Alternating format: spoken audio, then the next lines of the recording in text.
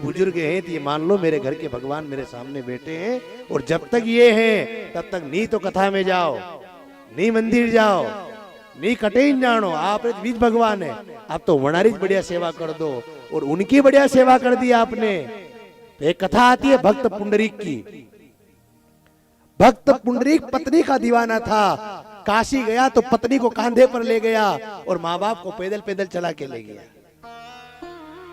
महाराष्ट्र का भक्त पुंडरीक पत्नी को तो डांगरू किया, और बूढ़े माँ बाप ने कहा बेटा पुंडरीक पांव दुख रहे हैं, चालो चालता रहो पगे पगे, नहीं उठाया। काशी के अंदर एक पंडे के घर जाकर रुके, और रात में पुंडरीक की नींद खुली और देखा है काला काला महापुरुष आया, और उस काले काले पुरुष ने आकर के पंडे के पांव दबाए। तो पुंडरीक ने पूछा आप कौन? बोले मैं तीर्थराज प्रयाग हूं। तीर्थराज प्रयाग जहां अभी कुंभ लग रहा है वही? बोले हाँ। तो आप यहाँ इस पंडे के पांव क्यों दबा रहे? ये तो खाली पंडित है। बोले पंडित नहीं, इसने अपने माँ बाप की इतनी सेवा करी, इतनी सेवा करी कि जो माता पिता की सेवा करे तीर्थराज प्रयाग भी उनके चरणों में धोख देता है, उससे मैं भी हल्का हो जाता हूं, मेरे पाप गल जाते हैं। तो भक्त पुंडरीक ने उसी समय विचार किया कि आज से पत्नी की सेवा बंद और माँ बाप की सेवा चालू। तो भक्त पुंडरीक ने दोनों पांव माता पिता के ऐसे पकड़े, माता पिता को डांगरू करके कांधे पर बिठाकर महाराष्ट्र लाया, पंढरपुर लाया, और पंढरपुर में ला करके घर में रोज माँ बाप के चरण दबाता, रोज रोता जाता। मान लो उसके पास में बहुत बड़ा खजाना मिल गया उसको। माता पिता के चरण ही दुनिया के सबसे बड़ा खजाना है, और भक्त पुंडरीक ने माता पिता के ऐसे चरण दबाए कि द्वारिका हिलने लगी। द्वारिकाधीश आसन से खड़ा हो गया। रुक्मणी ने पूछा कहां जा रहे हो? बोले रुक्मणी अब नहीं रुक सकता, मेरे भक्त की पुंडरीक ने मात्र पितृ भक्ति से मुझे खुश कर लिया है, मैं जा रहा हूं उसके दर्शन करने। और इसी महाराष्ट्र के पंढरपुर में भगवान द्वारिकाधीश पंढरीनाथ भगवान की, भगवान पंढरीनाथ आकर खड़े हो गए। अब पुंडरीक तो पांव दबाए माता पिता के। अब भगवान वहां से कहे पुंडरीक दे कौन? तो शंख चक्र गदा पद्म धारण किए भगवान नारायण खड़े हैं। कन्हैया दोनों हाथ कमर पे लगाकर खड़ा है। मैं तुम्हें दर्शन देने आया हूं। पुंडरीक ने कहा क्यों? तुम माता पिता की बड़ी सेवा करते हो ना, इसलिए मैं खुश हो गया, और जो माता पिता की सेवा करता है उससे मैं खुश होता हूं, लेकिन ऐसी सेवा किसी ने नहीं करी, इसलिए मैं तुझे दर्शन देने आया। या यूं समझ ले मैं तेरे दर्शन करने आया। उठ खड़ा होकर के मेरे गले लग जा, मैं तुझे गले लगाना चाहता हूं। तो पुंडरीक ने कहा अभी नहीं, अभी माता पिता के चरण सेवा पूरी नहीं हुई है, अभी इंतजार करो। किसी ने कहा भक्त पुंडरीक तू पागल तो नहीं है? जगत नियंता जगदीश तुझे गले लगाने खड़ा है, और तू फिर पग पकड़ के खड़ा है। कहीं चला गया वो तो फिर आएगा। तो पुंडरीक ने कहा मुझे पता है ये कैसे आया, ये इन माता पिता के चरण पकड़ने से आया, और जब तक मेरे हाथ में माता पिता के चरण है इसके बाप की ताकत नहीं चला जाए।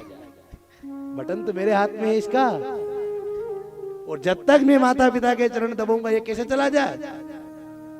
एक ईंट फेंकी भगवान के चरणों में, प्रभु आसन लेके खड़े हो जाओ।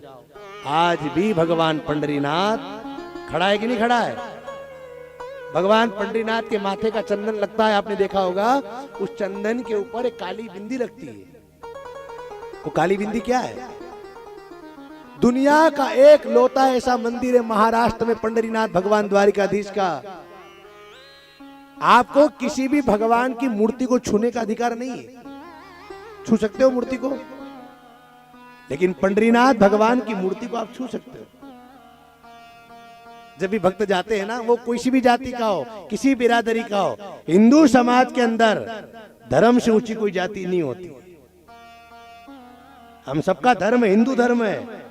धर्म से ऊंची कोई जाति नहीं होती, कंधों से ऊंची छाती नहीं होती। जब दिया ही ना रहे तो बाती का क्या करोगे, और धर्म ही नहीं बचा तो जाति का क्या करोगे। जातियों में मत बटो, ये छोटा, ये बड़ा, ये ऊंचा, ये नीचा। जगन्नाथपुरी के मंदिर में 4 द्वार है। किसी भी तीर्थ, वृंदावन जाओ, बांके बिहारी जाओ, राधा रमण जाओ, क्या आपका आधार कार्ड लेके आपको अंदर प्रवेश कराते हैं? कभी बड़े धाम में किसी जाति का नाम लिया जाता है?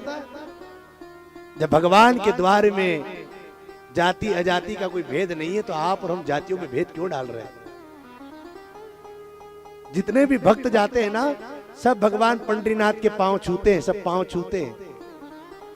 और जो भगवान पंडरीनाथ को इत्र लगता है, वो इत्र अगर एक बार हाथों में लग जाए तो महाराज खुशबू 4-5 दिन तक नहीं जाती है हाथों की। ऐसे भगवान पंडरीनाथ और रुक्मणी मैया। जब सब भगत रात में मंदिर से निकल जाते हैं तो मंदिर का झाड़ू लगता है, और मंदिर का झाड़ू लग करके उस सब मिट्टी को इकट्ठा करके उस मिट्टी को छानते हैं, और मिट्टी को बारीक छलनी में छान करके मिट्टी को इकट्ठा करते हैं। और भगवान पंडरीनाथ कहते हैं, अब ये बारीक बारीक जो भक्तों के चरणों की धूल है, ये मेरे माथे पे लगा दे। भक्तों के शिरोमणि है भगवान पंडरीनाथ। होगा दुनिया में कोई जो आपके चरणों की धूली अपने माथे पे लगाए? हे, आज भी है कलयुग के अंदर भी भगवान पंडरीनाथ। विठ्ठल विठ्ठल विठ्ठला हरि ओम विठ्ठला, पांडुरंग विठ्ठला हरि ओम विठ्ठला, रुक्मणी मांझा विठ्ठला हरि ओम विठ्ठला। आइए, एक क्षण जब बात निकली है, आज अपन ने 2 धाम कर लिए, जगन्नाथपुरी भी जाके आ गए, और मौका आया तो कथा के माध्यम से पंढरपुर भी चले गए। आइए, एक क्षण भगवान के नाम का कीर्तन करें, और मेरे साथ में बैठ करके शरीर बरसी में बैठा रहे, लेकिन असली शरीर वहां पहुंचा दो जहां भगवान पंडरीनाथ बैठे। विठ्ठल विठ्ठल विठ्ठला हरि ओम विठ्ठला, विठ्ठल विठ्ठल विठ्ठला हरि ओम विठ्ठला, विठ्ठल विठ्ठल विठ्ठला हरि ओम विठ्ठला, विठ्ठल विठ्ठल विठ्ठला हरि ओम विठ्ठला, विठ्ठल विठ्ठल विठ्ठला हरि ओम विठ्ठला, विठ्ठल विठ्ठल विठ्ठला हरि ओम विठ्ठला, विठ्ठल विठ्ठल विठ्ठला हरि ओम विठ्ठला,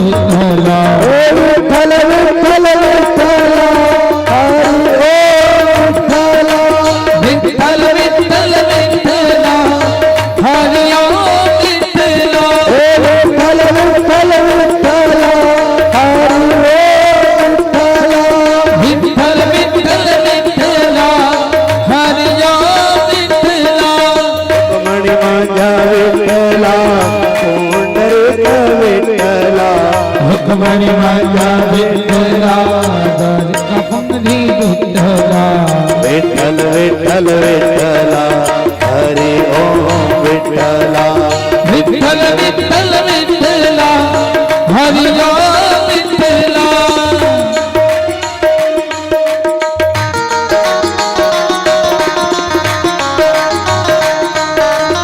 पंडरीनाथ भगवान।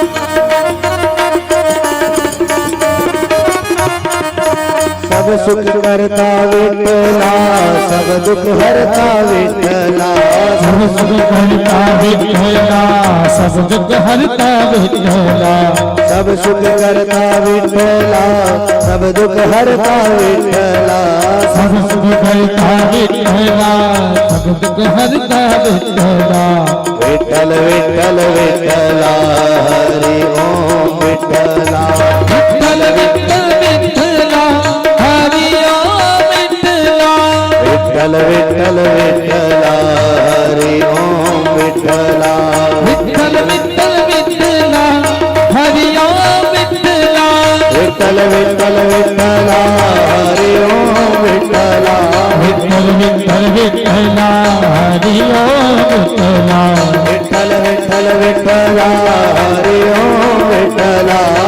विठ्ठल